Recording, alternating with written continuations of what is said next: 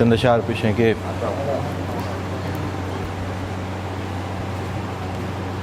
تلخیاں چھوڑ کے جینے کا مزہ لے آئے، تلخیاں چھوڑ کے جینے کا مزہ لے آئے، پھول اصغر سے تبسم کی ادا لے آئے۔ تلخیاں چھوڑ کے جینے کا مزہ لے آئے، پھول اصغر سے تبسم کی ادا لے آئے، او مطمئن ہو گئے ہم خاک شفا لے آئے، مطمئن ہو گئے ہم خاک شفا لے آئے، اپنے ایمان کی صحت کی دوا لے آئے، مطمئن ہو گئے ہم خاک شفا لے آئے، اپنے ایمان کی صحت کی دوا لے آئے۔ اور شعر دیکھیں کہ دیکھیے چھین کے سیراب ستمگاروں سے، دیکھیے چھین کے سیراب ستمگاروں سے، تشنہ لب دین محمد کی بقا لے آئے، تشنہ لب دین محمد کی بقا لے آئے۔ اور مقطع ہے کہ کام دو کرتا ہے ذکر علی اصغر ساقی، کام دو کرتا ہے ذکر علی اصغر ساقی، آنکھ کو نم کرے چہرے پہ ضیاء لے آئے۔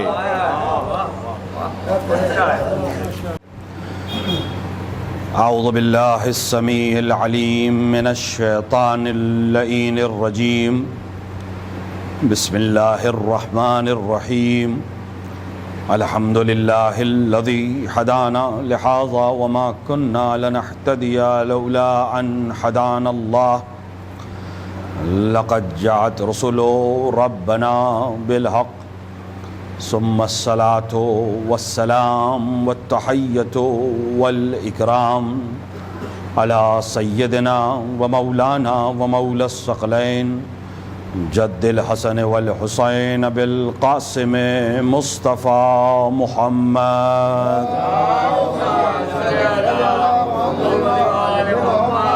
وعلى آلہ الطیبین الطاہرین المعصومین المنتخبین المظلومین، لا سیما ابن عمہ غالب علی کل غالب مولانا علی ابن ابی طالب، وعلى صاحب الدعوات النبویۃ والصولۃ الحیدریۃ والعصمۃ الفاطمیۃ والحلم الحسنیۃ والشجاعۃ الحسینیۃ والعبادۃ السجادیۃ والمعاصر الباقریۃ والآثار الجعفریۃ والعلوم الکاظمیۃ والحجج الرضویۃ وجود التقویۃ والنقاوۃ النقویۃ والحیبۃ العسکریۃ والغیبۃ الالہیۃ، صاحب العصر والزمان، امام الانس والجان، الحجۃ القائم المنتظر المہدی،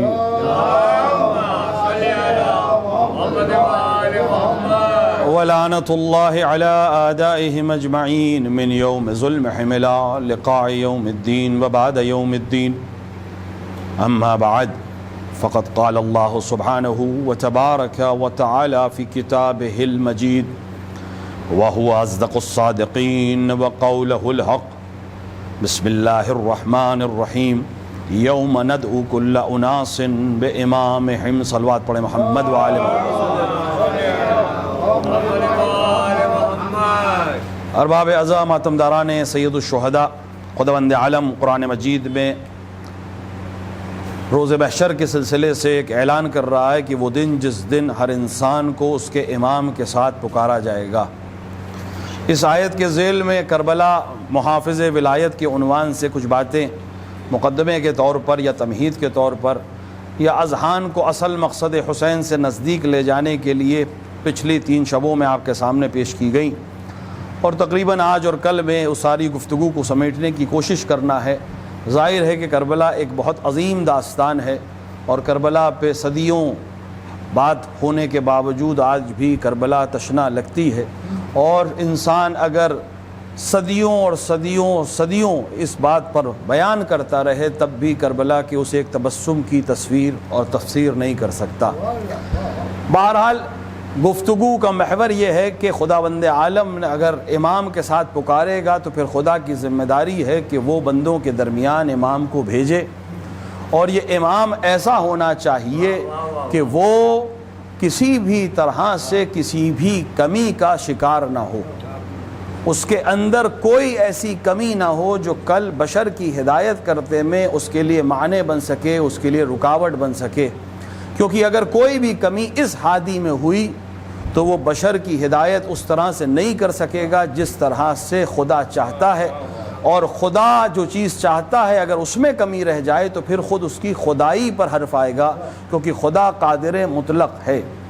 کبھی کبھی انسان کے ساتھ جو حادثے پیش آتے ہیں، جو واقعے پیش آتے ہیں، وہ ولو تلخ ہوں یا وقتی ہوں، لیکن انسان اگر اس سے عبرت حاصل کر لے تو اسے اس واقعے کی تلخی سے بھی بہت سی چیزیں مل جاتی ہیں۔ اگر انسان کی ہدایت کے لیے خداوند عالم معصوم رہنما نہیں بھیجتا تو ہمیشہ انسان اس شک و گمان میں رہتا کہ اس نے صحیح پیغام حاصل کیا ہے کہ نہیں۔ اگر غیر معصوم ہے تو اس سے سہو بھی ہو سکتا ہے، اس سے نسیان بھی ہو سکتا ہے، وہ رکعت کو بھی بھول سکتا ہے، وہ 4 رکعت کو 5 رکعت بھی پڑھا سکتا ہے، وہ خود بھی متوجہ نہیں اور معموم بھی کچھ متوجہ ہیں اور کچھ متوجہ نہیں۔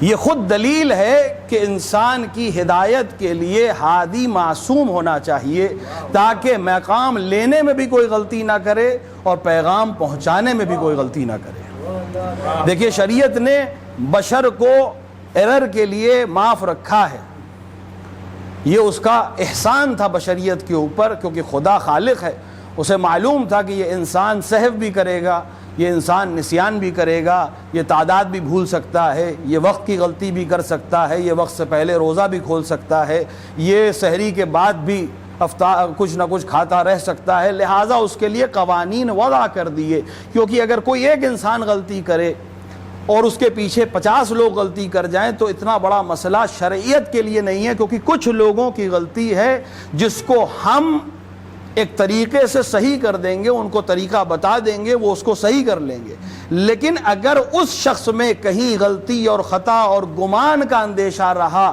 جس کو سارا دین دیا جا رہا ہے، جس کو ساری شریعت دی جا رہی ہے، تو بہت امکان ہے کہ دین دینے میں اس سے خطا ہو جائے۔ اگر ایک عام انسان غلطی کرے گا کیونکہ اس کے سہو اور نسیان اس میں آمیختہ ہے، اگر ایک امام نماز میں غلطی کرے گا تو اس کی نماز یا اس کے معموم کی نماز پہ حرف آئے گا، لیکن دین کے اوپر حرف نہیں آئے گا، کیونکہ ایک شخص کی غلطی ہے، ایک جماعت کی غلطی ہے۔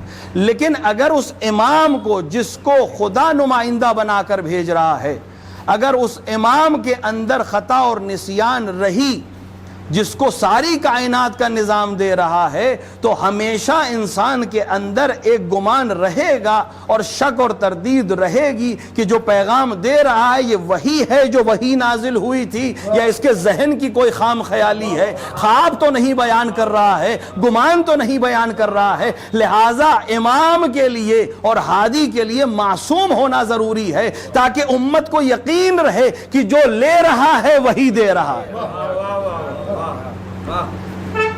امام اب چونکہ مسئلہ آ گیا تو وہ بھی واضح ہو جائے، اگر امام رکعت میں غلطی کرے، لیکن خود اسے اپنی رکعت کے اوپر اطمینان ہو، اسے یقین ہے کہ اس نے 4 ہی رکعت پڑھی ہے، تو شریعت کہہ رہی ہے تم اپنے یقین پر عمل کرو، اور اگر معموم شک میں ہے، جو پیچھے نماز پڑھ رہا ہے وہ شک میں ہے کہ یہ 4تھی ہے کہ 5ویں، امام نے زیادہ پڑھائی ہے کم پڑھائی ہے، تو اس کو اپنے شک کا پرواہ نہیں کرنی ہے، امام کے اوپر اعتماد کرنا ہے۔ یہ ایک طرف یقین ہے اور ایک طرف شک ہے۔ اب اس سے اوپر آئیے، امام کو یقین ہے کہ اس نے 4 پڑھائی اور معموم کو یقین ہے کہ 5 پڑھائی، تو شریعت کہہ رہی ہر ایک اپنے اپنے یقین پر عمل کرے گا، امام اس کے لیے کچھ نہیں کرے گا، وہ امام کے لیے کچھ نہیں کرے گا، وہ اپنے عمل کا ذمہ دار، جس کا یقین ثابت رہے گا شریعت اسے یقین کے لحاظ سے پروسیس کرے گی. صرف ایک طریقہ ہے, یقین کو توڑ دو. صرف ایک طریقہ ہے, آج نہیں, 2 دن نہیں, 10 دن نہیں, 10 سال بعد بھی کسی وجہ سے کسی ایک کا یقین ٹوٹا تو جیسے ہی یقین ٹوٹے گا اسے دوبارہ حکم, جو اب دوبارہ یقین ٹوٹنے کا حکم ہے, اس پر عمل کرنا پڑے گا. جس کا اضمار رہا, آیت اللہ عراقی رحمۃ اللہ علیہ کے سلسلے میں ملتا ہے کہ انہوں نے مسجد اعظم قم میں ایک دفعہ 5 رکعت نماز پڑھائی. سارے معموم 10,000 لوگ, ان میں سے بعض علماء ان کے پاس آئے کہ آپ نے زیادہ پڑھائی, کہ نہیں میں نے تو 4 پڑھائی. وہ کہہ رہے ہم نے 5 پڑھائی. کہہ رہا شریعت کا حکم یہ کہ میں اپنے یقین پر عمل کروں, تم اپنے یقین پر عمل کرو. اس سے مطلب نہیں کہ 10,000 پیچھے کیا کہہ رہے ہیں, تمہارا یقین جب تک تمہارا ساتھ نہیں چھوڑے, شریعت کہہ رہی ہے تم اپنے یقین پہ عمل کرو, وہ اپنے یقین پہ عمل کرے. لیکن کسی وجہ سے اگر یقین ٹوٹ گیا, اب رات کو 11:30 بجے کسی چاہنے والے نے ایک لنک بھیجا کہ اس کو دیکھ لیجئے, اب اپنی مجلس کون سنتا ہے؟ لیکن کبھی کبھی جب قاہرہ ہے کوئی تو اس کی بات مان بھی لینی چاہیے. ہر بار نہیں ماننی چاہیے, لیکن کبھی کبھی مان لینی چاہیے. اب جو اس میں دیکھا تو سمجھ میں آ گیا کہ اب میرا یقین ٹوٹا, تو یقین ٹوٹتے ہی مجھے اب اپنے عمل کو صحیح کرنا ہوگا. جو جس کا یقین ہے وہ اس پر عمل کرے گا. خود یہ گمان بن گیا, یہ غلطی بن گئی, سبب بن گئی, دلیل میرے اس 4 دن کی تقریر کی کہ معصوم اور ہادی کو معصوم ہونا ضروری ہے تاکہ سہو اور نسیان نہ کرے اور ہمیں کبھی شک میں مبتلا نہ کرے. ایک صلوات پڑھے محمد و آل محمد.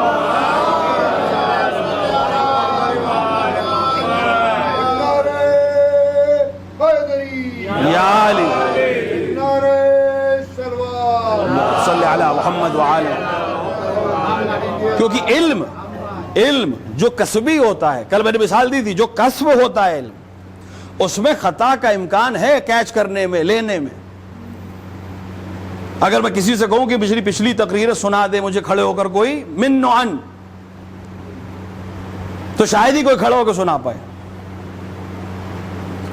کھڑے ہو کے کسی اور کو تو چھوڑی, اگر مجھ سے ہی کہہ دیا جائے کل والی تقریر پھر سے کر دو, تو مطالب وہ ہو سکتے ہیں, باتیں وہ ہو سکتی ہیں, لیکن A to Z بالکل وہی ررف کہوں, اسی طرح بولوں, وہیں جہاں پر پوز لیا تھا وہیں پوز لوں, جہاں بات کو اٹھایا تھا وہیں اٹھاؤں, اس طرح میرے امکان میں بھی نہیں ہے. لیکن یہی پھر وہی مثال ہے, آپ کہیں کوئی نہیں سنا سکتا دوبارہ, میں خود بھی دوبارہ اس چیز کو نہیں سنا سکتا, لیکن ایک مدد ٹیکنالوجی نے آ کر کی کہ صاحب دوسروں کے اوپر ڈیپینڈ نہ ہوئیے. لیکن ہمارے پاس ایک ڈیوائس ہے جو آپ کی تقریر کو بالکل ویسے ہی سنائے گا جیسے کل آپ نے کی تھی. وہ آپ کی ایک ڈیجیٹل امیج ہوگی, آپ تو نہیں, آپ تو سامنے بیٹھے ہیں. اب جو کمپیوٹر میں یا موبائل میں تصویر آ رہی ہے وہ ایک ڈیجیٹل امیج ہے ہماری, وہ ہماری ایک ڈیجیٹل امیج ہے جو بالکل ویسے ہی بیان کر رہی ہے جیسے میں نے کل کیا تھا. ایک بار سنیے وہ ویسے ہی سنائے گی, 10 بار سنیے وہ ویسے ہی سنائے گا, اس کے اندر کوئی امکان خطا نہیں. کیا پتا چلا کہ اس نے محفوظ کر لیا ہے, جو آپ نے بیان کیا تھا اس نے ضبط کر لیا ہے, اب اس میں کبھی خطا اور نسیان نہیں ہوگا, جیسے جہاں جس طرح بولا تھا یہ ویسے ہی سناتا رہے گا اور آپ کی مدد کرتا رہے گا. 100 سال بعد بھی اگر یہ محفوظ رہا اور آپ نے اس کو سنا تو یہ بالکل ویسے ہی بولے گا جیسے 100 سال پہلے آپ بولے تھے. لیکن یہ ڈیوائس کی مدد ہمیں مدد کر رہی ہے, یعنی ایک ڈیوائس آ کر ایک غیر معصوم کے اندر یہ صلاحیت کر دیتی ہے کہ وہ اپنی بات کو محفوظ رکھ سکے. یہ ہمیں مدد کر رہی ہے کہ ہم بات کو سمجھا سکیں. اب حدیث قصہ پڑھیے, ایک معصوم آیا, جو جملہ اس نے بولا تھا, جو جملہ پہلے نے بولا, متوجہ ہو گئے آپ, اس نے آ کر کہا یا اماں انی اشم عندک راحیتن طیبتن کانہا راحیت جدی رسول اللہ. اے مادر گرامی, میں آپ کے پاس وہ خوشبو محسوس کر رہا ہوں جو میرے جد پیغمبر کی بہترین اور اعلیٰ ترین خوشبو ہے. یہ پہلے شہزادے نے آ کر کہا.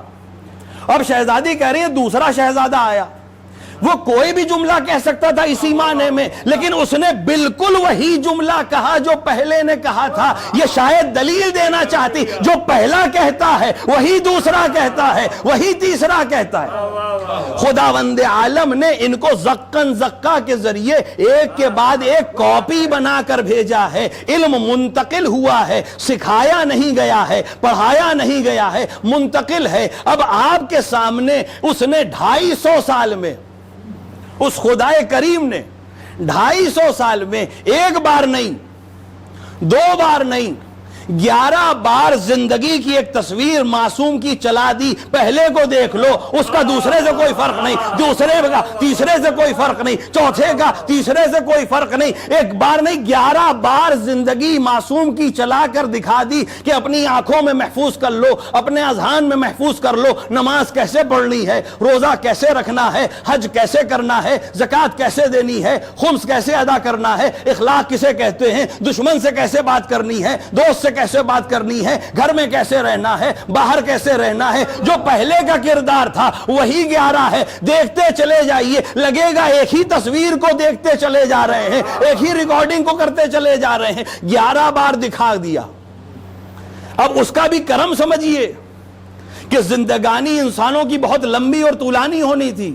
اسے روز محشر تک اس سلسلہ امامت کو بھی رکھنا تھا اور تمہیں امتحان میں بھی مبتلا کرنا تھا۔ 11 دفعہ ہم نے تمہیں کیسٹ دکھا دی ہے، 11 دفعہ دین سمجھا دیا ہے، عملی دکھا دیا ہے۔ اب تمہیں چھوڑ رہے ہیں، جاؤ عمل کر کے دکھاؤ۔ جیسا 11 دفعہ دکھایا تھا ویسے ہی کر رہے ہو کہ نہیں کر رہے ہو؟ اور جب صدیاں گزرنے کے بعد اختلاف وجود میں آنے لگے گا، شک ہونے لگے گا کہ کیا صحیح تھا کیا غلط تھا، تو ایک ہم نے محفوظ رکھا ہے، اس کو دوبارہ بھیجیں گے، اس سے ملا لینا، صحیح تصویر سامنے آ جائے گی۔ ایک صلوات پڑھے محمد وآلہ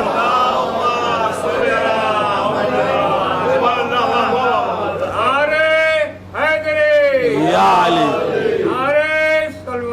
اللہم صلی علی محمد وآلہ محمد۔ ہم نے اسی لیے عصمتوں کے ساتھ بھیجا کہ یہ تمہاری رہنمائی کرتے میں کوئی کمی نہ رکھے۔ کربلا ان عصمتوں کو بچانے آئی تھی، کربلا ان ولایت کی عظمت کو سمجھانے کے لیے آئی تھی۔ لوگ اس ولی کو چھوڑ رہے تھے جسے خدا نے ولی بنا کر بھیجا تھا، اور کربلا سے منسلک افراد اس ذہن کو، اس بشر کو متوجہ کر رہے تھے کہ تم کدھر جا رہے ہو۔ اگر ولی کو چھوڑ دو گے، اگر معصوم ولایت کو چھوڑ دو گے تو تم کبھی راہ نجات تک نہیں پہنچ سکتے۔ کربلا سجی ہی اس لیے تھی کہ معصوم ولایتوں کی طرف متوجہ کیا جائے۔ کربلا اول سے آخر تک سوائے ولایت کے دفاع کے کچھ ہے ہی نہیں۔ پہلے دن سے لے کر آخری دن تک ہر چیز اسی ولایت پر ہے۔ کہاں سے آپ کربلا کی ابتدا مانگیں گے؟ ظاہری ابتدا، ورنہ اصل ابتدا تو انکار ابلیس سے ہے۔ کربلا ایک دم سے ایک ایکسیڈنٹ نہیں ہے جو ہو گیا، کربلا ایک مسلسل تیاری کا نام تھا۔ کربلا شروع ہوئی تھی انکار ابلیس سے۔ کربلا کا عہد بنا تھا جس دن غدیر کے میدان میں کچھ لوگوں نے آپس میں طے کیا تھا کہ ہم رسول کے اس عہد کو پورا نہیں ہونے دیں گے۔ وہ جو عمل کر رہے تھے، جو مخالفت کر رہے تھے، اس کا نتیجہ ہم کربلا میں دیکھ رہے ہیں۔ تو اگر ادھر تیاری تھی تو ادھر بھی تیاری تھی کہ اگر تم عصمتوں کو مٹانے کی کوشش کرو گے تو ہم کچھ ایسے تربیت کریں گے جو عصمتوں کو حفاظت کر کے دکھائیں گے۔ کربلا اسی لیے وجود میں آئی کہ ایک طرف وہ لشکر ہے جو عصمتوں کا انکار کر رہا ہے، اور ایک طرف وہ جانثار ہیں جو عصمتوں کے سامنے سر تسلیم کو خم کر کے بتا رہے ہیں کہ اگر نجات چاہیے تو معصوم کے سامنے سر کو خم کرنا ہوگا، اپنے عمل کو ویسا کرنا ہوگا جیسے معصوم چاہتا ہے۔ کربلا کی ابتدا جو مقدمہ ہے، جو کربلا کا مقدمہ ہے، وہ ہمارے اس خمسے کا آخری پڑاؤ ہے۔ کربلا کا مقدمہ کس ذات کو آپ کہیں گے؟ کربلا کا مقدمہ ہے مسلم ابن عقیل۔ کربلا کا مقدمہ وہ شہزادہ ہے جسے حسین نے کیا القاب دیے ہیں۔ آپ تصور کریں، ہم مسلم کی شہادت مناتے ہیں، جناب مسلم کو یاد کرتے ہیں، ان کی اولاد کو یاد کرتے ہیں، لیکن مسلم کو حسین نے کیا مقام دیا ہے، شاید حق مسلم ادا نہیں ہو پاتا۔ علماء تاریخ اس پر متفق ہیں کہ امام حسین کے پاس 4 ایسے شہزادے تھے کہ ان میں سے کوئی ایک اکیلا عرب کی تمام جنگوں کے رخ کو پلٹنے کے لیے کافی تھا۔ 4 ایسے ہستیاں، امام تو خود معصوم ہے، امام کی بات ہی نہیں ہو رہی، 4 ایسی ہستیاں حسین کے پاس تھیں کہ ان میں سے کوئی ایک اکیلا عرب کی کسی بھی جنگ کا رخ پلٹ سکتا تھا۔ یہ خود دلیل ہے کہ حسین ابن علی جنگ کے لیے نہیں جا رہے تھے، کیونکہ جو جنگ کے لیے جاتا ہے وہ اپنے سپاہیوں کو اکٹھا کرتا ہے، ان کو تتر بتر نہیں کرتا ہے۔ حسین نے 4 سورماؤں کو الگ الگ کر کے بتایا کہ میں جنگ کے لیے اگر جاتا تو فوج کو بڑھاتا گھٹاتا نہیں۔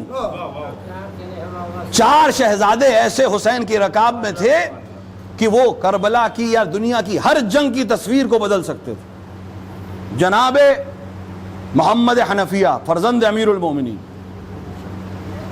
جناب عبداللہ ابن جعفر فرزند جعفر طیار جناب زینب کے شوہر، جناب مسلم ابن عقیل اور ابو الفضل عباس، یہ 4 شخصیتیں حسین کی رکاب میں ایسی تھیں کہ عرب کی اس دور کی جنگوں میں ان میں سے کوئی ایک کسی لشکر میں ہو تو ادباء عرب اور علماء عرب کہتے ہیں وہ اکیلا کافی ہے جنگ کی تصویر کو بدلنے کے لیے۔ لیکن حسین نے کیا کیا؟ محمد حنفیہ کو مدینے میں چھوڑا، عبداللہ ابن جعفر کو مکے میں چھوڑا اور مسلم کو کوفے بھیجا۔ آپ مسلم کی اہمیت کو سمجھیے۔ حسین ابن علی جب مدینے سے مکے آ گئے تو کوفے کے لوگوں کو جب پتہ چلا کہ حسین مدینہ چھوڑ چکے ہیں اور انکار بیعت کر چکے ہیں تو کوفے سے خط لکھے گئے حسین ابن علی کو بلانے کے لیے۔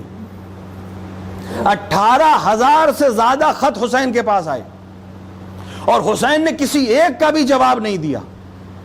18,000 خط لکھنے والے سب ظالم نہیں تھے، اس میں حبیب بن مظاہر جیسے لوگ بھی تھے، سلمان بن سرد خزائی جیسے لوگ بھی تھے، چاہنے والے بھی تھے، وقت پرست لوگ بھی تھے، چاہنے والے معتمد لوگ بھی تھے، لیکن 18,000 خطوط کے جواب میں حسین نے صرف ایک عمل انجام دیا اور ایک شہزادے کو قریب بلا کر کہا کہ یہ 18,000 خط ایک طرف، تمہارا جانا ایک طرف۔ ان سارے خطوط کی کوئی حیثیت نہیں ہے، تم میرے قاصد اور میرے سفیر بن کے کوفے جاؤ گے، یہ 18,000 خط کوئی حیثیت نہیں رکھتے، اگر تم وہاں سے مجھے بلا لو گے تو 18,000 خط ایک طرف، میں تمہاری بات مان کر چلا آؤں گا، اور اگر تم منع کر دو گے تو ان کے سارے اسرار ایک طرف، تمہارا انکار کافی ہے۔ صرف بھیج دینا مقام مسلم کو بیان کر رہا ہے، لیکن مسلم کو بھیجنے کے ساتھ لکھ کیا رہے ہیں؟ 18,000 خطوط کے جواب میں حسین مسلم ابن عقیل کو ایک خط دے کر بھیج رہے ہیں اور اس میں جو جملہ لکھ رہے ہیں، اہل کوفہ تمہارے خطوط ہمیں ملے، اس کے جواب میں، یہ جملہ امام حسین کا ہے، اس کے جواب میں ارسلت علیک، تمہاری طرف بھیج رہا ہوں، ثقۃ من اہل بیتی ومؤرد اعتمادی، یہ امام حسین کا جملہ ہے۔ ایک معصوم امام کہہ رہا ہے کہ میں تمہارے خطوط کے جواب میں تمہاری طرف ایک سفیر بھیج رہا ہوں جو اہل بیت میں ثقہ ترین ہے اور میرا معتمد ترین ہے۔ یعنی یہ بہت آسان سی چیز نہیں ہے، خداوند عالم نے پورا نظام بنایا تھا اور اسے معصوم کے حوالے کیا تھا، کتنا اعتماد تھا اسے عصمتوں کے اوپر کہ ساری کائنات اس کے حوالے کر دی تھی، دین اس کے حوالے کر دیا تھا، شریعت اس کے حوالے کر دی تھی، احکام اس کے حوالے کر دیے تھے۔ خدا کے اعتماد کا نام حسین ابن علی ہے، حسین کے اعتماد کا نام مسلم ابن عقیل ہے۔ ایک صلوات پڑھیں محمد و آل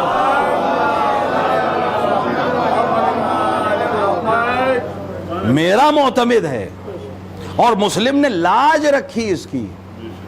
جناب مسلم جب کوفے پہنچے پہلے جناب مختار کے گھر پہ گئے اور پھر جناب مختار کے گھر سے ہانی ابن عروہ کے گھر پہ گئے۔ ہانی ابن عروہ عظیم جلیل القدر اصحاب میں سے، امیر المومنین کے اصحاب میں سے، امام حسن امام حسین دونوں کے اصحاب میں سے، ایک بہت بڑے قبیلے کے سردار ہیں۔ حالات کوفے کے بدلے ابن زیاد دوبارہ گورنر بنایا گیا۔ ہانی نے بھی ابن زیاد کے ہاتھ پر بیعت نہیں کی تھی۔ جب ہانی کو پوچھا گیا تو کہا گیا کہ بیمار ہیں، ابن زیاد نے پیغام بھیجا کہ میں عیادت کے لیے آ رہا ہوں، ہانی کے گھر عیادت کے لیے آ رہا ہوں۔ مسلم ہانی کے گھر میں، ہانی نے مسلم ابن عقیل سے کہا کہ بہترین موقع ہے، دشمن گھر آ رہا ہے، فتنے کی جڑ گھر آ رہا ہے، اسے ختم کر دو، پورا کوفہ تمہارے ہاتھ میں ہوگا، کسی اور میں جرأت ہی نہیں ہے تمہارا مقابلہ کرنے کی۔ یہ میرے گھر آ رہا ہے، فوجی اندر آئیں گے نہیں، یہ اکیلا آئے گا، بغیر ہتھیار کے آئے گا، نہتہ آئے گا، میں اشارہ کروں گا تم آ کر قتل کر دینا۔ ابن زیاد آیا، ہانی کے پاس بیٹھ کے گفتگو کرتا رہا، ہانی نے جو اشارہ طے کیا تھا وہ اشارہ کیا، لیکن جناب مسلم نہ آنا تھا نہ آئے، یہاں تک کہ اشعار پڑھ کے متوجہ کیا کہ میری موت کی پرواہ نہ کیا جائے، جو حق پر ہے اس کو انجام دے دیا جائے، لیکن اس کے باوجود مسلم نے وہ کام انجام نہیں دیا۔ ابن زیاد کو شک ہوا، وہ چلا گیا۔ جب وہ چلا گیا تب مسلم باہر آئے ہانی کے سامنے۔ ہانی نے ظاہری طور پر یہ دیکھا کہ جو پلان کیا تھا وہ نہیں ہو سکا، لہذا ہانی نے جذبات میں آ کر کہا کہ آپ نے ایک بہترین موقع گوا دیا۔ تو مسلم نے جواب میں کہا کہ ہم بنی ہاشم چھپ کر دھوکے سے وار نہیں کرتے ہیں۔ دیکھیے یہ بہترین دلیل ہے، بہترین جواب ہے، لیکن یہ جواب ہانی کے سوال کا جواب ہے۔ لیکن ہم جس سردی میں زندگی گزار رہے ہیں اس میں مسلم ایک دوسرا پیغام دے رہے تھے، اس کو انالائز کرنے کی ضرورت ہے۔ مسلم کیا کہہ رہے ہیں؟ مسلم ابن عقیل نے کہا، اس وقت جو بات کہی وہ ظاہراً ہانی کو خاموش کر دیا کہ ہم بنی ہاشم چھپ کر نہتوں پر وار نہیں کرتے ہیں۔ لیکن آپ اگر پھر سے اس جملے کو دیکھیں جو حسین ابن علی نے خط کے اوپر لکھا تھا کہ میں تمہاری طرف اسے بھیج رہا ہوں جو میرا ثقہ بھی ہے اور میرا مورد اطمینان بھی ہے۔ آج سفیر بنا کر دنیا میں ہر ملک بھیجتا ہے اپنے سفیر۔ وہ سفیر اکیلا شخص نہیں ہوتا ہے، وہ اس ملک کی نمائندگی کر رہا ہے۔ وہ دوسرے ملک میں جو کرے گا وہ اس ملک کے نام لکھا جائے گا، جو بولے گا اس ملک کے نام لکھا جائے گا، جو کہے گا اس ملک کے نام لکھا جائے گا، جو بھی عمل سفیر انجام دے گا وہ ملک کے نام سے لکھا جائے گا، شخص کے نام سے نہیں لکھا جائے گا۔ حسین سفیر بنا کر بھیج رہے ہیں، حسین کی سفارت کو مسلم سمجھ رہے ہیں۔ اگر میں نے آج ابن زیاد کو یہاں قتل کر دیا تو پوری کربلا بدلے کی داستان بن جاتی۔ پھر سے جوانوں کے لیے سمجھا رہا ہوں، اگر مسلم ابن عقیل اس دن تاریخ کیا لکھتی؟ تاریخ کہتی کہ کوفے کے گورنر عبید اللہ ابن زیاد نہتہ علی کے ایک چاہنے والے سے ملنے گیا تھا۔ حاکم کا گورنر یزید حاکم تھا، اس کا گورنر نہتہ بغیر ہتھیار کے بغیر فوج کے علی کے چاہنے والے کی عیادت کے لیے گیا تھا۔ وہاں حسین کے سفیر نے اسے قتل کر دیا، بدلے میں یزید نے حسین کو قتل کر دیا۔ پوری داستان کربلا انتقام کی داستان بن جاتی۔ مسلم ابن عقیل صرف اس کو بچا نہیں رہے، کربلا کی شکل کو بچا رہے ہیں، کربلا کی تعمیر کو بچا رہے ہیں۔ جو نگاہ حسین دیکھ رہی ہے وہی نگاہ مسلم دیکھ رہی ہے۔ ایک صلوات پڑھیں محمد وآلہ۔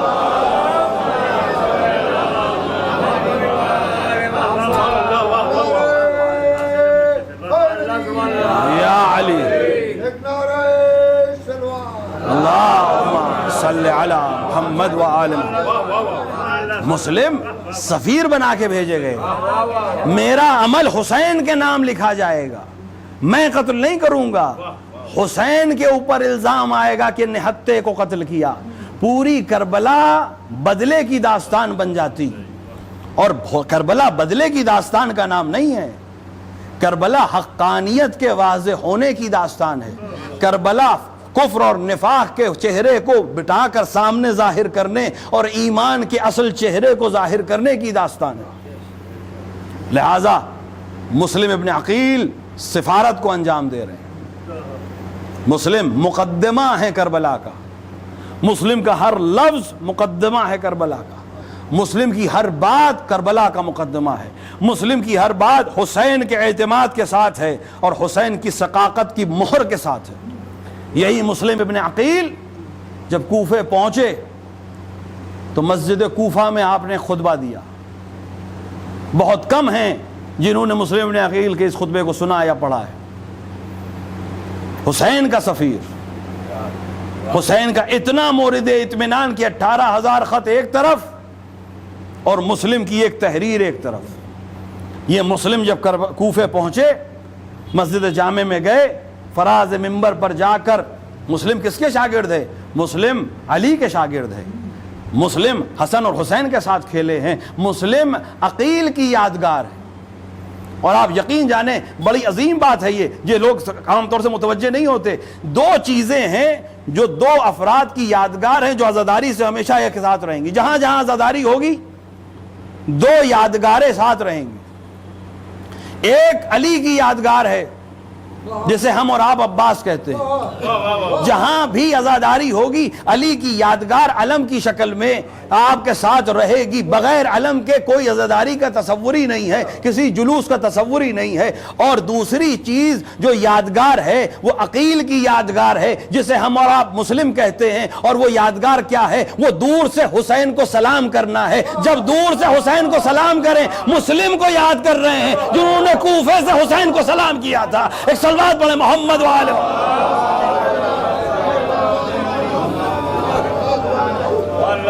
سلام ہمیشہ سامنے سے کیا جاتا ہے لیکن یہ دور سے حسین کو پہلا سلام مسلم ابن عقیل نے کیا تھا. آج ہم دور سے حسین کو سلام کر کے زیارت کا ثواب لیتے ہیں. اس ثواب کی ابتدا مسلم ابن عقیل نے کی تھی.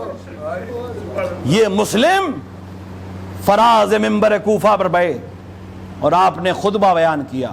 اس خطبے کی جلالت کے لیے یہی کافی ہے کہ اس خطبے کے بعد 18,000 بعض روایات میں 20,000 لوگوں نے مسلم کے ہاتھ پر حسین ابن علی کی بیعت کی. کیا کہا حسین ابن علی کے اس سفیر نے مسجد کوفہ کے منبر سے؟ مسلم سامنے مجمع، سب چاہنے والے نہیں ہیں، دشمن بھی ہیں، بنی امیہ کے لوگ بھی ہیں. وہ لوگ جو ظاہری طور پہ اپنے آپ کو مسلمان کہہ رہے ہیں وہ بھی ہیں، جو اپنے آپ کو ظاہری طور پر شیعہ کہہ رہے ہیں وہ بھی ہیں، جو وقت کے تلاش میں کہ کس طرف کروٹ بیٹھے اس طرف سے ہم ہو جائیں وہ بھی بیٹھے ہیں، اور کچھ چاہنے والے بھی بیٹھے ہیں. ان کے درمیان مسلم منبر پہ گئے اور جو پہلا جملہ کہا وہ معرفت مسلم کو بیان کرتا ہے، عظمت اہل بیت کو بیان کرتا ہے، مقام ولایت کی عظمت کو بیان فرماتا ہے. آپ نے فرمایا الحمدللہ الذی خلق محمدا وعلیا، الحمدللہ الذی خلق محمدا وعلیا لثبوت ذاتہ. حمد ہے اس خدا کی جس نے محمد اور علی کو پیدا کیا اپنی ذات کے ثبوت کے طور پر. یہ جو 3 دن میں نے آپ سے بیان کیا کہ خدا نے چاہا، یہ جو خدا کہہ رہا تھا میں چھپا ہوا خزانہ تھا، میں نے چاہا کہ مجھے پہچانا جائے لہٰذا میں نے خلق کو خلق کیا. رسول نے فرمایا اب سے پہلی چیز جو خلق ہوئی وہ میرا نور ہے. پھر فرمایا علی اور میں ایک ہی نور کے ہیں. ان سب کو سمیٹ کر مسلم ابن عقیل کہہ رہے ہیں حمد اس خدا کی ہے جس نے محمد اور علی کو اپنی ذات کی تائید کے لیے خلق فرمایا. الحمدللہ الذی خلق محمدا وعلیا لتعید ذاتہ، اپنی ذات کی تائید کے لیے محمد اور علی کو خلق کیا. اور اس کے بعد جو اگلا جرمہ فرمایا اور فرمایا وجعل مقامہ قامہما مقامہ فی بریتہ، فرمایا کہ آپ کو انہوں نے قائم مقام بنایا. خدا نے آپ دونوں کو، علی اور محمد کو قائم مقام بنایا تمام مخلوقات پر. میں نے پہلے دن کہا تھا خدا اس اعلیٰ کا نام ہے جو ادنا کے پاس آ نہیں سکتا. ادنا اتنا پست ہے کہ اس تک جا نہیں سکتا. زمین پر حکومت الہی ہونی ہے، کائنات پر نظام الہی چلنا ہے. زمین اور آسمان میں کسی میں جرت نہیں ہے کہ خدا کے نزدیک ہو سکے، لہذا اپنا قائم مقام بنایا. اپنے نور سے کچھ نورانی پیکر اس زمین کے لیے بھیجے، بلکہ اس کائنات کے لیے بھیجے. قائم مقام بنا کر بھیجا ہے تاکہ جو حکومت مجھے کرنی ہے محمد کریں گے، جو حکومت مجھے کرنی ہے علی کریں گے. اس خلق پر حکومت علی کی ہوگی، کہلائے گی میری حکومت. ایک صلوات پڑھیں محمد والے.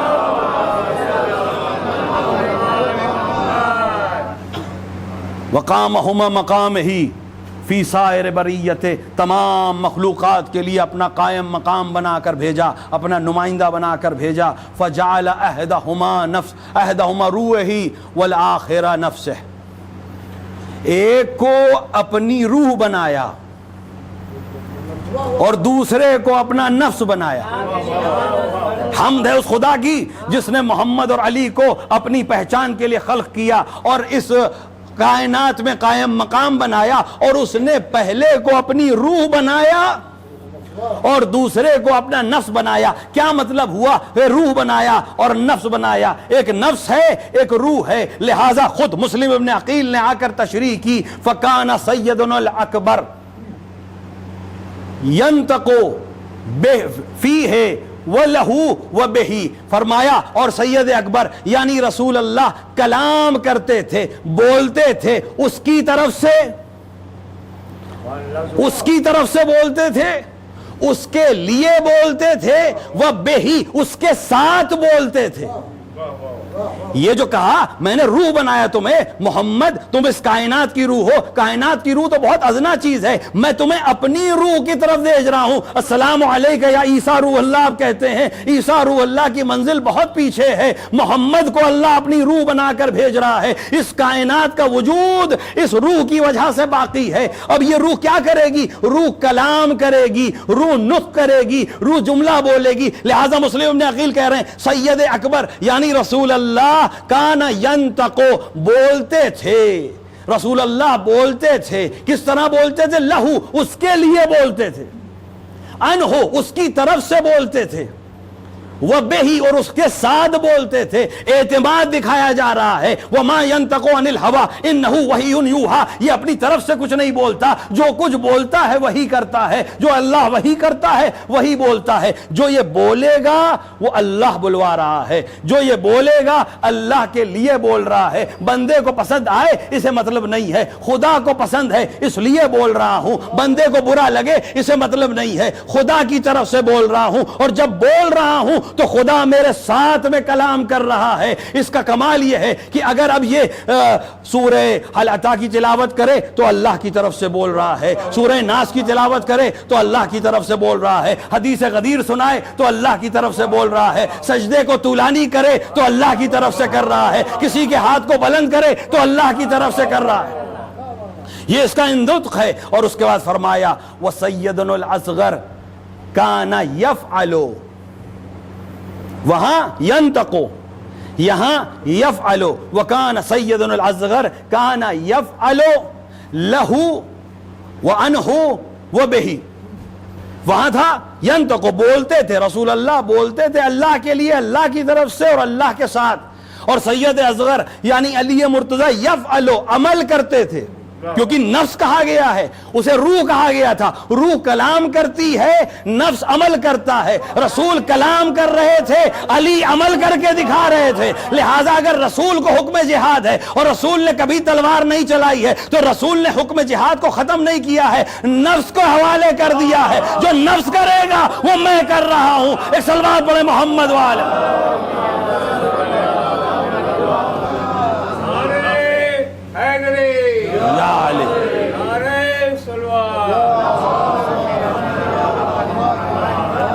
اور سید اصغر جو بھی فعل انجام دیتے تھے وہ اللہ کے لیے کرتے تھے, اللہ کی طرف سے کرتے تھے, اور ان کے فعل میں خدا ساتھ میں ہوتا تھا. یعنی اب علی جو بھی عمل کر رہے ہیں خدا ساتھ میں کر رہا ہے. اگر جنگ خندق لڑ رہے ہیں تو خدا ساتھ میں ہے, اگر جنگ حنین لڑ رہے ہیں تو خدا ساتھ میں ہے, اگر خاموشی اختیار کر رہے ہیں تو خدا کی مرضی کے حساب سے کر رہے ہیں, اگر دوبارہ جنگ کے میدان میں آ رہے ہیں تو خدا کے حساب سے کر رہے ہیں, اگر نہروان جا رہے ہیں تو خدا کے حساب سے کر رہے ہیں, اگر صفین کے فاتح بن رہے ہیں تو خدا کے حساب سے کر رہے ہیں. فعل علی کو دیکھتے چلے جاؤ, اطمینان رکھو کہ وہ وہی کر رہا ہے جو خدا چاہتا ہے. یہاں تک جب بات علی اور محمد کی کر لی مسلم ابن عقیل نے تو آپ نے فرمایا یہاں تک بات اللہ کے دو نمائندوں کی ہو رہی ہے, نبوت کی بات ہو رہی ہے اور امامت کی بات ہو رہی ہے, روح اللہ کی بات ہو رہی ہے اور نفس اللہ کی بات ہو رہی ہے. دونوں قول خدا کی بھی تصدیق کر رہے ہیں, فعل خدا کی بھی تصدیق کر رہے ہیں. خدا خود آ کر کلام نہیں کرے گا, جو محمد کریں وہی خدا کا کلام ہے. خدا خود آ کے فعل انجام نہیں دے گا, جو علی کریں اس کو تصدیق حاصل ہے کہ وہ اللہ کا فعل ہے, اللہ یہی چاہتا ہے لہذا علی انجام دے رہے ہیں. اور فرمایا فمزا طیبان نقیان, پھر وہ دونوں دونوں اس دنیا سے اپنی مدت گزار کر چلے گئے، وہ دونوں اس دنیا سے اپنی مدت گزار کر چلے گئے، وہ طیب بھی تھے اور نقی اور نجیب بھی تھے، مزہ وہ دونوں چلے گئے، یہاں تک جب بات پہنچ گئی دونوں چلے گئے، پھر آپ نے وہ معرکۃ العریٰ جمرہ فرمایا جہاں وہ کربلا کی تشہیر کرنا چاہ رہے تھے، فرمایا مزہ نقیان متقیان مزہ بعد مدتہن وفی زمان ولیس فی ھذا الزمان علی وجہ العرض وارث لہو غیث ما سوا الحسین، فرمایا کہ وہ دونوں اپنی زندگی گزار کر چلے گئے، میں مسلم ابن عقیل تمہیں خبر دے رہا ہوں کہ اب اس دنیا میں روئے زمین پر ان دونوں کا کوئی وارث نہیں ہے سوائے حسین ابن علی کے، یہ وراثت دونوں طرف سے ہے، نبوت کا وارث بھی حسین ابن علی ہے، امامت کا وارث بھی حسین ابن علی ہے۔ ایک صلوات پڑھے محمد وآلہ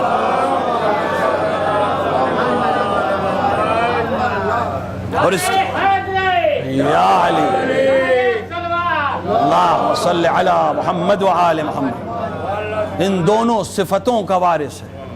ولایت کربلا محافظ ولایت ہے۔ مسلم ابن عقیل کربلا کا مقدمہ لکھتے ہوئے علی اور محمد کی شارح کرنے کے بعد اور فضائل بیان کرنے کے بعد ان کی وراثت کا نام لے رہے ہیں کہ اگر اس روئے زمین پر آج کوئی علی اور محمد کا وارث ہے تو وہ میرا سردار حسین ابن علی ہے۔ انشاءاللہ اس کے بعد جو حسین ابن علی کے فضائل بیان ہوئے کل اس کی طرف اشارہ کیا جائے گا۔ یہ مسلم معتمد ہیں حسین ابن علی کے، اطمینان معصوم کا نام ہے، عام چیز نہیں ہے، معصوم جس پر اطمینان کر رہا ہے۔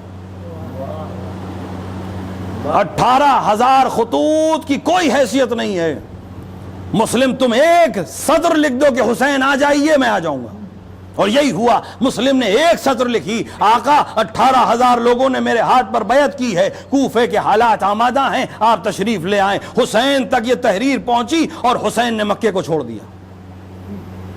3 مہینے تک حسین مکے میں تھے، کوفے سے خط آتے رہے، لیکن حسین نے مکے کو نہیں چھوڑا، اور ایک تحریر مسلم ابن عقیل کی آئی، لاج رکھی مسلم نے بھی اور عظمت دی حسین نے بھی کہ تمہاری تحریر تمام تحریروں پہ مقدم ہے۔ ادھر حسین چل دیے اور ادھر کوفے کے حالات بدل گئے، اور اس کے بعد بھی مسلم کو اگر فکر ہے تو اپنی فکر نہیں، مسلم کو صرف یہ فکر ہے کہ میں نے خط لکھا ہے، حسین مجھ پر اعتماد کر کے لوٹ رہے ہیں،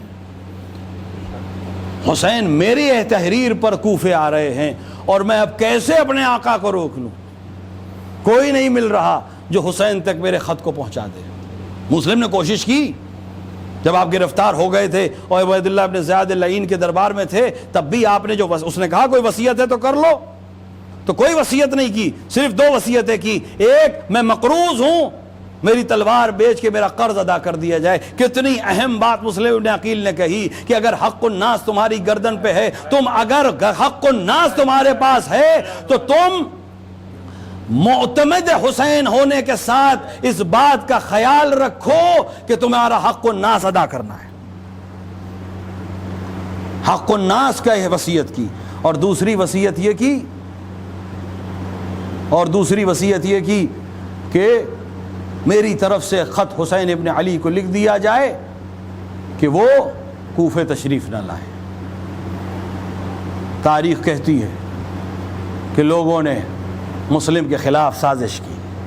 جب مسلم گرفتار ہو کر آئے تھے، خون بہ رہا تھا ہونٹوں سے، پانی پیش کیا گیا، جیسے ہی لب سے لگایا پانی پھر سے خون آلود ہو گیا، دوسری بار پانی آیا پھر خون آلود ہو گیا۔ مسلم نے کاسے کو ہٹا دیا، شاید خدا کو منظور نہیں کہ میں پانی پی کر اس دنیا سے جاؤں۔ میں کہوں گا ہاں مسلم، خدا کیسے منظور کر سکتا تھا؟ تم حسین کے کربلا کے مقدمہ ہو، حسین پیاسے شہید ہوں گے، آخر تم کیسے سیراب شہید ہو سکتے؟ اسی اثنا میں کسی نے مسلم سے کہا اپنے امیر کو سلام کرو، معتمد حسین، اپنے امیر کو سلام کرو۔ مسلم نے وہ جملہ کہا جو آج تک تاریخ میں تحریر ہو کے رہ گیا ہے۔ مسلم نے فرمایا حسینی امیر و نعم الامیر، میرا امیر صرف حسین ابن علی ہے اور اس سے بہتر کوئی امیر نہیں۔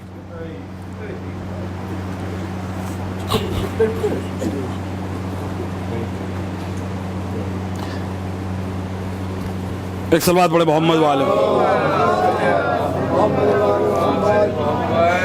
ایک اور صلوات پڑھے محمد والے، ایک اور صلوات پڑھے محمد والے۔ مسلم ابن عقیل سے جب کہا گیا کہ امیر کو سلام کرو تو مسلم نے ایک جملہ کہا، حسینی امیر و نعم الامیر،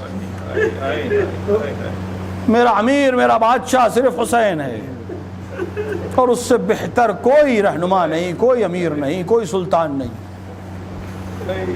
مسلم کو دارالامارہ تک لے ایک چھت پہ لے جایا گیا، خدا آپ کو جانا نصیب کرے۔ دارالامارہ منہدم ہوگی، کھنڈر بچے،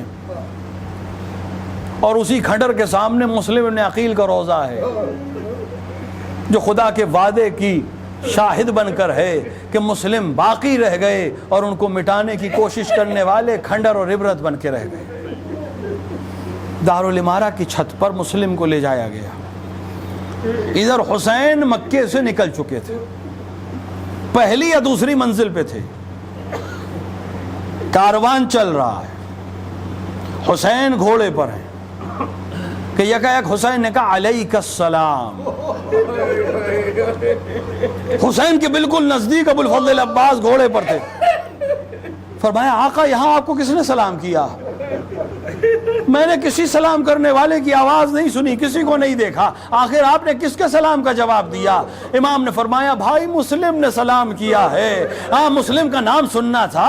ایک بار ابو الفضل عباس بے چین ہو گئے، ہاں آقا بہت دن سے بھائی مسلم کی کوئی خبر نہیں ہے، میرا دل چاہتا ہے کہ مسلم کو دیکھوں۔ امام نے اپنی انگلیوں کا اشارہ کیا، آؤ عباس مسلم کو تم بھی دیکھ لو، مسلم مجھے سلام کر رہے ہیں، آؤ عباس تم بھی مسلم کو دیکھ لو۔ اب عباس نے حسین کی آنکھوں، حسین کے انگلیوں کے درمیان سے جب دیکھنا شروع کیا، ایک زمین کے فاصلے طے ہوئے اور مکے کی گرد ہٹتی چلی گئی، حجاز تمام ہوا، عراق کی سرحدوں میں داخل ہوئے، دارالامارہ کے اوپر ایک شخص کو دیکھا جس کے سر پر تلوار لیے جلاد کھڑا ہے۔ غور کیا، ارے سادات کا منتہی، سادات کا مورد اطمینان کوئی اور نہیں، مسلم ابن عقیل کھڑے ہیں اور سر کے اوپر جلاد تلوار لیے کھڑا ہے۔ ابو الفضل عباس نے ایک بار حسین سے فرمایا آقا جس قدرت سے یہ منظر مجھے دکھایا ہے اسی قدرت سے مجھے کوفے پہنچا دیجئے۔ امام نے فرمایا قضاء و قدر الہی طے ہے، حسین کے سفیر کی شہادت طے ہے، عباس کوفے کیوں جانا چاہتے ہو؟ عباس نے کہا اے آقا میں شہادت روکنے نہیں جا رہا، لیکن میرے بھائی کو دارالامارہ کی چھت پہ رکھا ہے، ابھی سر و تن میں جدائی ہوگی، میرے بھائی کا لاشا زمین پر گرے گا، میں چاہتا ہوں لاشا گرنے سے پہلے اپنے بھائی کے بدن کو سنبھال لوں۔ حسین نے کہا عباس تم نے غور نہیں کیا، ارے ایک معظمہ پہلے سے موجود ہے، آسمان کی طرف دیکھ رہی ہے، اے مسلم گھبرانا نہیں، سیدہ آ گئی ہے تمہارے استقبال کو، اے سیدہ مسلم کو دارالامارہ سے سنبھالا اور کربلا میں حسین کو سنبھالا۔ جب حسین ڈگمگائے تھے سب چلے گئے، لیکن ماں نے بڑھ کر کہا تھا اے حسین ماں کا دامن تمہاری پناہ گاہ بنا ہوا۔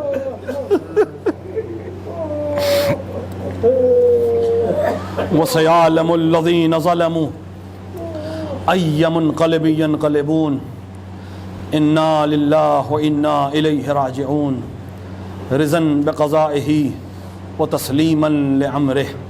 خدایا ہمارے اس مختصر عمل کو قبول فرما، ہمارے درمیان جو حاجت مند ہیں ان کی حاجتوں کو پورا فرما، جو بیماروں نے شفاء کاملہ و عاجلہ عطا فرما، دنیا میں جہاں جہاں بھی شیان حیدر قرار ہیں ان کی جان و مال و عزت و آبرو کی حفاظت فرما، علماء اعلام مراجع کرام کا سایہ ہمارے سروں پر محفوظ رکھ، اتباعت عالیات خصوصاً عراق اور شام اور ایران کی حفاظت فرما۔